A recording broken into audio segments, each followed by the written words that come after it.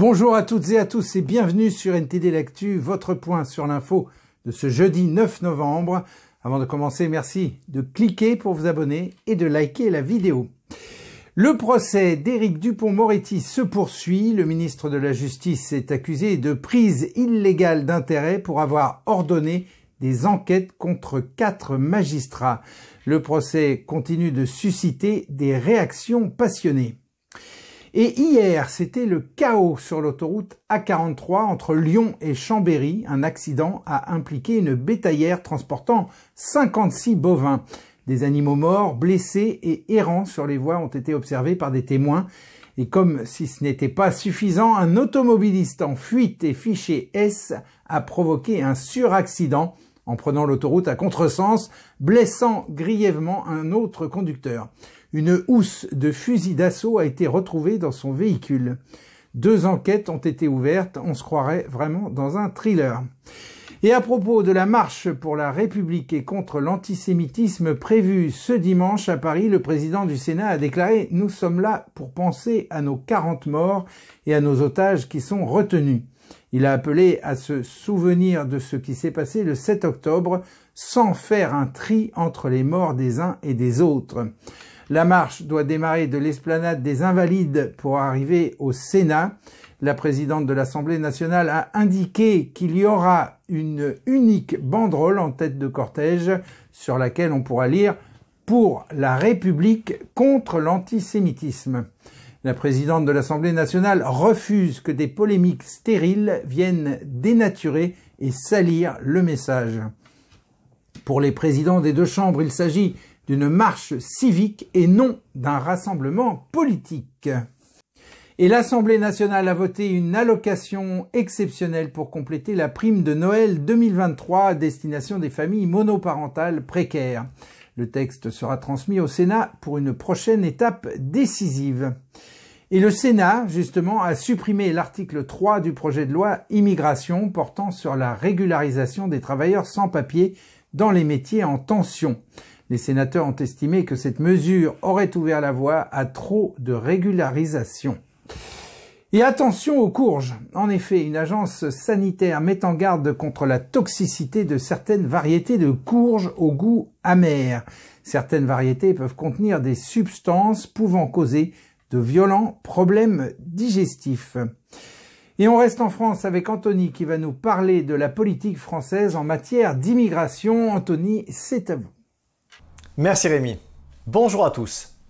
Nous nous penchons aujourd'hui autour d'un sujet épineux qui a enflammé le palais du Luxembourg, l'immigration, et plus particulièrement la suppression de l'aide médicale d'État réservée aux sans-papiers.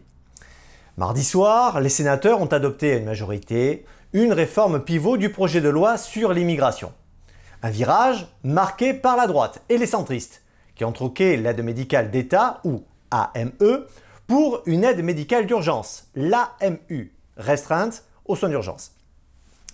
La mesure a divisé l'hémicycle, opposant droite et gauche dans un duel de conviction. Car il s'agit d'un changement de taille. L'AME, couvrant les frais médicaux des sans-papiers, a coûté l'an dernier 1,2 milliard d'euros. Elle a été perçue par certains comme un appel d'air migratoire, une vision que la gauche conteste, défendant le dispositif comme une nécessité de santé publique. Le gouvernement, lui, semble marcher sur des œufs et jongle entre prudence et calcul politique, envoyant des signaux brouillés. Regardez. Marquant un tournant décisif dans le traitement de l'immigration, le Sénat a été le théâtre d'une intense activité législative dans la nuit de mardi à mercredi.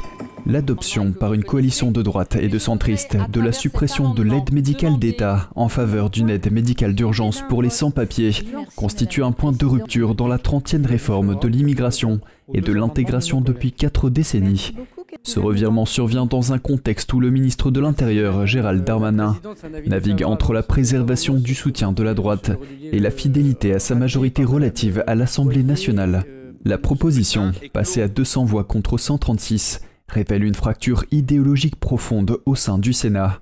L'AME, qui jusqu'à présent garantissait un accès aux soins pour plus de 400 000 individus sans papier, est désormais remplacé par une AMU ciblant uniquement les situations médicales critiques. Les sénateurs de la droite justifient cette initiative comme une réponse à un supposé appel d'air migratoire, engendré par l'accessibilité et l'attractivité des soins médicaux sur le sol français, tandis que les opposants la dénoncent comme un affront aux principes républicains de solidarité. La gauche et certains membres du gouvernement, y compris le ministre de la Santé Aurélien Rousseau, se sont fermement opposés à cette suppression, qualifiée de faute en termes de politique et de santé publique. Le débat s'est intensifié quand Agnès Firmin-Lebaudot, ministre chargée de l'organisation territoriale et des professions de santé, s'est faite le porte-voix du gouvernement, selon elle très attachée au maintien de l'AME, avant de prononcer un avis de sagesse, ni favorable ni défavorable à la suppression de l'AME, suscitant l'ire des défenseurs de l'AME et la raillerie des partisans de la réforme.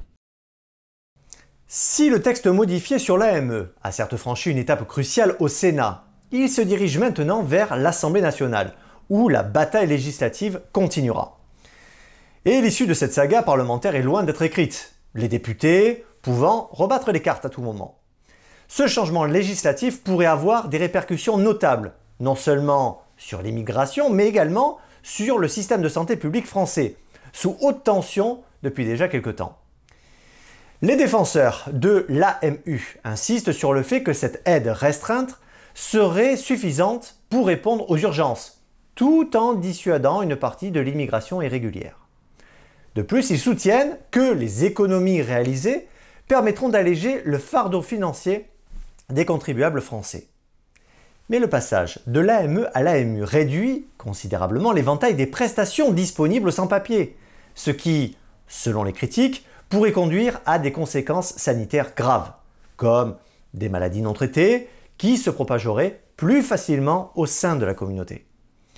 Et les détracteurs de la réforme alertent aussi sur le risque de voir se créer des zones grises, où des personnes, par peur d'être dénoncées, éviteraient de se rendre dans les établissements de santé, même en cas d'urgence vitale. C'est donc une réforme aux multiples facettes, et le débat parlementaire qui s'ouvre promet d'être houleux. Nous ne manquerons pas de vous tenir informés des derniers développements. Rémi, je vous rends l'antenne. Merci Anthony. Et à Gaza maintenant, les civils subissent de grandes souffrances au cours du conflit entre Israël et le Hamas. De nombreuses familles sont en deuil et les blessés sont innombrables après des bombardements sans relâche pour éradiquer les forces du Hamas. Israël accuse le Hamas d'utiliser des civils et des otages comme boucliers humains. Des vidéos ont été publiées pour étayer ces allégations, notamment au niveau d'un parc d'attractions et d'un camp de scouts. Des milliers de civils ont pu emprunter un couloir d'évacuation vers le sud, mais la situation reste très tendue. Du côté israélien, 500 000 personnes ont été déplacées vers l'intérieur du pays pour échapper aux roquettes du Hamas au sud et du Hezbollah au nord. Et quel genre de journaliste était aux côtés du Hamas dès 6 heures du matin pour filmer les massacres le 7 octobre dernier? L'organisation Honest Reporting a publié une enquête montrant que des journalistes travaillant pour des médias de renom tels que CNN, New York Times, AP et Reuters étaient présents dès le matin aux côtés des terroristes du Hamas lors des attaques du 7 octobre en Israël. Cela soulève évidemment des interrogations sur une coordination entre le Hamas et ses agences de presse. L'enquête présente entre autres une photo montrant un journaliste travaillant pour CNN avec Yahya Sinwar, le chef du Hamas et le cerveau des massacres du 7 octobre. Et on passe aux actualités sur la Chine avec des manifestations qui ont eu lieu récemment. Vladia, c'est à vous, on vous écoute. Merci Rémi, bonjour à tous. Beaucoup de mécontentements se font sentir en Chine. Des manifestations éclatent dans différentes régions du pays. Des travailleurs médicaux aux enseignants, les citoyens exigent désormais des autorités qu'elles leur payent leur salaire en retard. Dans la province du Jiangxi, dans le sud, des centaines d'enseignants se sont rassemblés devant un bâtiment du gouvernement local.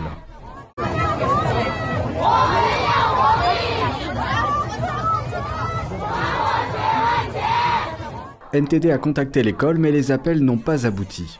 Ailleurs, dans la province centrale du Henan, des travailleurs médicaux se sont rassemblés pour protester, affirmant que leurs salaires sont retardés depuis plus d'1 an. Les autorités locales affirment qu'elles n'ont plus d'argent pour payer les travailleurs. Un autre comté de la province du Henan est également en difficulté. Cet endroit est connu pour sa production textile.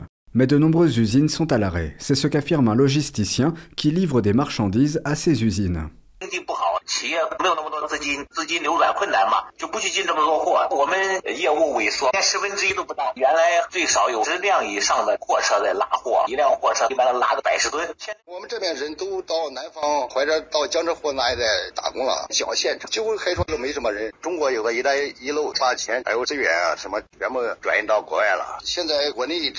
Yang a ajouté que le secteur de la logistique a été durement touché au cours des 3 dernières années en raison des confinements voulus par Pékin.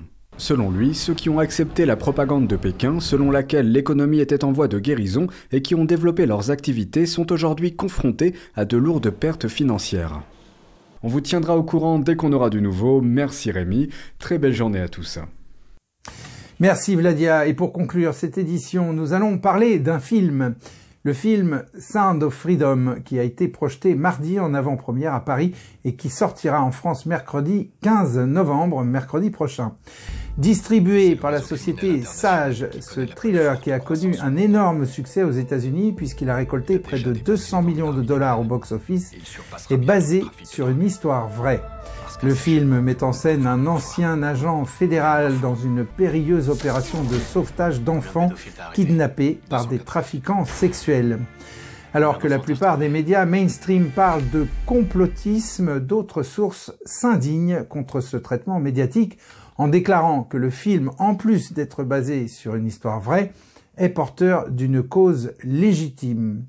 Dans une tribune de The Hollywood Reporter, le cinéaste a déclaré, je cite, « La traite des enfants n'est pas une question de droite ou de gauche, il s'agit d'une question fondamentale de droits de l'homme qui nous touche au plus profond de nous-mêmes en tant qu'êtres humains. » Et voilà, c'est la fin de cette édition. Merci à toutes et à tous de l'avoir suivi. On se retrouve demain à 13 h pour une nouvelle édition de NTD L'Actu. Et en attendant, portez-vous bien, aidez-vous les uns les autres et protégez bien vos enfants. À demain.